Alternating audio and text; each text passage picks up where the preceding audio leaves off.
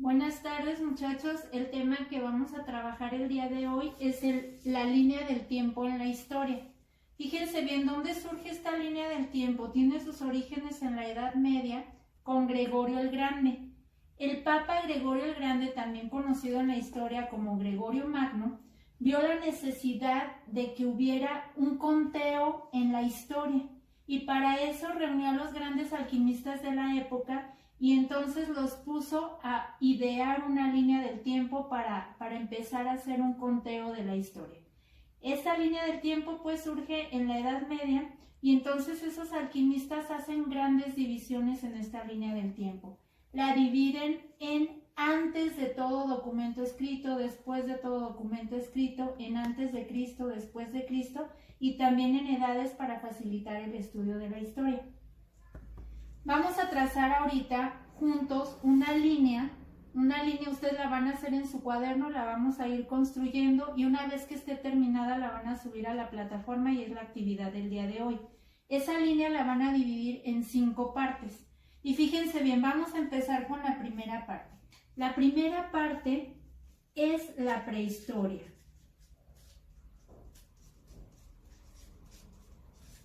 ¿Qué conocemos como prehistoria? Fíjense bien, antes de todo documento escrito es prehistoria. La división entre la prehistoria y la historia es la invención de la escritura. Entonces, nuestra primer división es la invención de la escritura. Una vez que empieza la escritura, una vez que el hombre inventa escritura, inicia la historia. Entonces, prehistoria es antes de todo documento escrito y la historia es después de todo documento escrito. La prehistoria es la etapa más larga de la humanidad.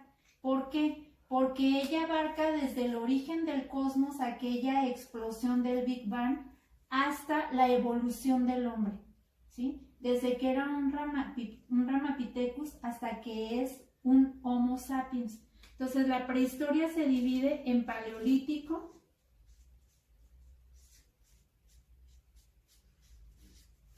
mesolítico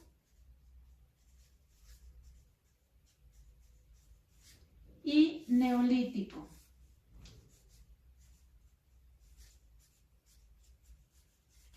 En estas grandes etapas surgen cosas impresionantes. Paleolítico, edad de la piedra antigua, mesolítico, edad de la piedra media y neolítico, edad de la piedra nueva.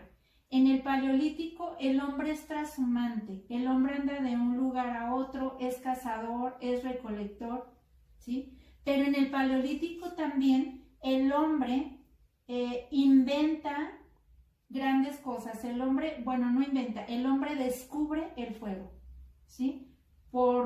Porque cae un rayo, la teoría es que cae un rayo, incendia un árbol y entonces el hombre descubre el fuego, aprende a crearlo y aprende también a darle diferentes usos. Todo eso surge en el paleolítico. Es desde la explosión del Big Bang, es decir, desde el origen del universo hasta el descubrimiento del fuego.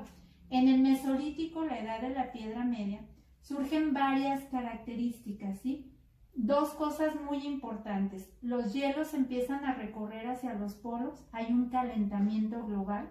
No es ocasionado por la contaminación, sino por el calentamiento de la Tierra misma, del centro de la Tierra. Los hielos empiezan a recorrer hacia los polos y el hombre, con mejores condiciones climáticas, descubre la agricultura.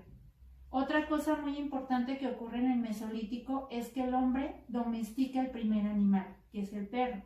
En el neolítico, el hombre va a aprovechar todo lo que ya ha descubierto y entonces se va a volver sedentario, va a empezar a juntarse en grupos, va a desarrollar un tipo de aldea y va a tener una organización ya del trabajo. El hombre del neolítico, en el neolítico superior, es el que inventa la escritura. Una vez que inventa la escritura, ya hablamos de civilizaciones y entonces da inicio la Edad Antigua.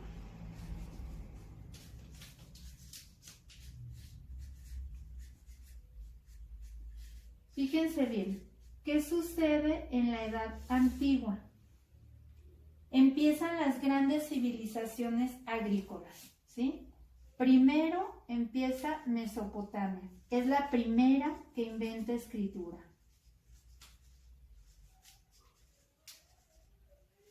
Luego le sigue India, China, Egipto. Y también aquí entra Mesoamérica.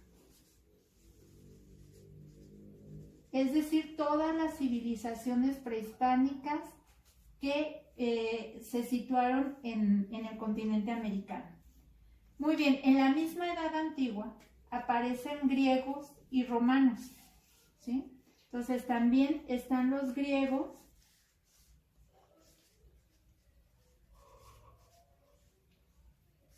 fenicios,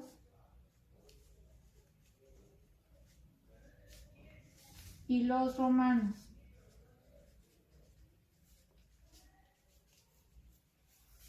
Fíjense bien, entre los griegos y los romanos, esos alquimistas de la Edad Media pusieron un corte histórico muy importante. Ellos dividieron la historia y aquí empieza el conteo. Ellos trazaron el año cero. Entre griegos y romanos trazaron el año cero, que es el nacimiento de Cristo.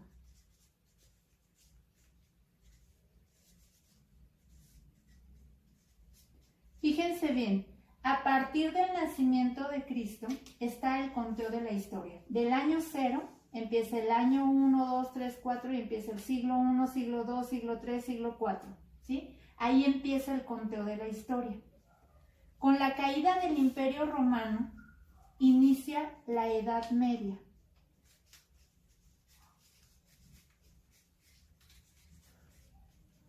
La Edad Media duró 10 siglos, es decir, 1000 años. Abarcó del siglo V al siglo XV. Es decir, duró 1000 años.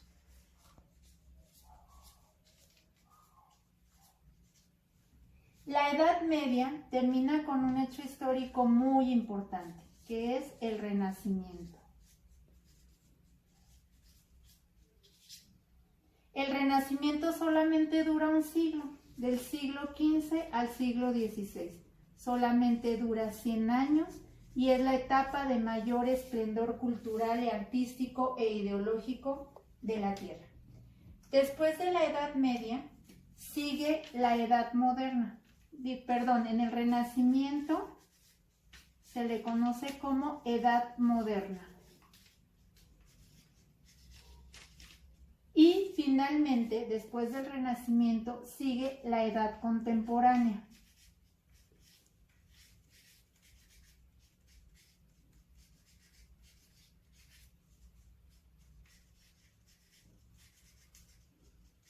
La Edad Contemporánea entonces abarca del siglo XVII, siglo XVIII, siglo XIX, siglo XX y siglo XXI. Es decir, abarca hasta la actualidad. En este momento nosotros estamos viviendo la Edad Contemporánea.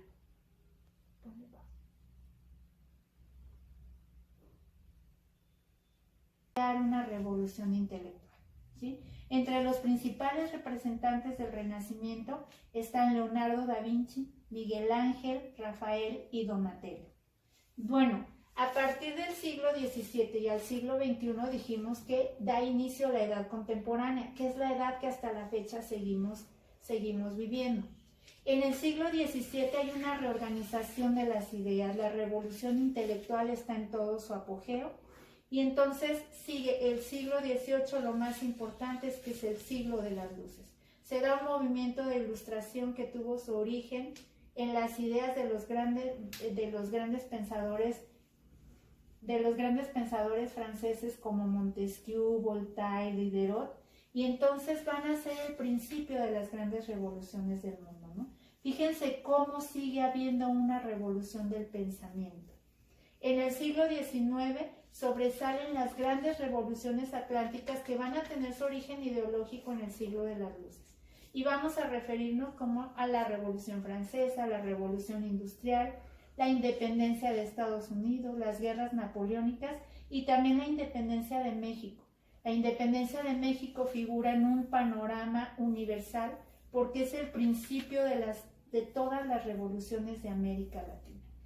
México va a poner el ejemplo a todos los países de América Latina para hacer sus independencias y liberarse de los españoles. En el siglo XX, ¿qué acontecimientos tenemos en el siglo XX? La Primera Guerra Mundial, que se desarrolla de 1914 a 1918. Después viene el periodo entre guerras. En ese periodo entre guerras son los 20 años que pasan de la Primera a la Segunda Guerra Mundial. Es una inestabilidad económica y política. También se viven los felices años 20 en Estados Unidos, pero es el surgimiento también de sistemas totalitaristas en el mundo que van a surgir como una gran respuesta a la crisis económica y a la inestabilidad política que está viviendo el mundo en ese periodo entre guerras. Así surge pues el nazismo y el fascismo. Después del fascismo y el nazismo tenemos la gran crisis de 1929, la caída de la Bolsa de Nueva York, la peor caída de la Bolsa de Nueva York que había registrado en la historia en el siglo XX. Después vemos la Segunda Guerra Mundial, que abarcó de 1939 a 1945. Es la guerra más larga que ha registrado la historia de la humanidad. Enseguida registramos la bomba atómica, ¿sí? La primera bomba atómica fue lanzada por los Estados Unidos el 6 de agosto de 1945 sobre la ciudad japonesa de Hiroshima. 3 días más tarde, el 9 de agosto de 1945, lanzan la segunda bomba atómica sobre Nagasaki. A partir del lanzamiento de la bomba, lo que sigue es la Guerra Fría. El mundo se polariza y entonces Estados Unidos y Rusia se ponen a la cabeza del mundo y los países que se adhieren al grupo capitalista con Estados Unidos forman la OTAN, la Organización del Tratado del Atlántico Norte. Son países que se van a adherir en casos de guerra. Y por su parte Rusia va a firmar el Pacto de Varsovia.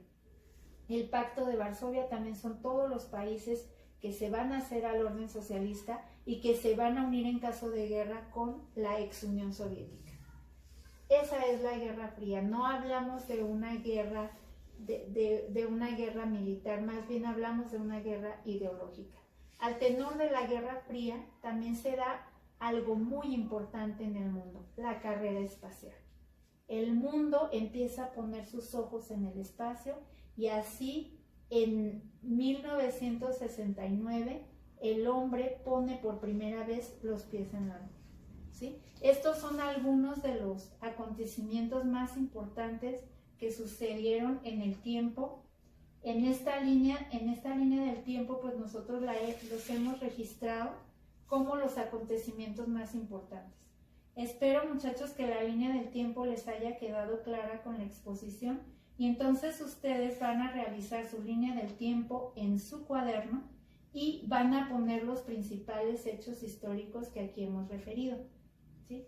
Aquí en el Renacimiento también pueden poner el descubrimiento de América, coincide con el descubrimiento de América, 1492, ¿no? Si algún otro hecho histórico que ustedes crean que es importante, lo pueden poner en su línea del tiempo.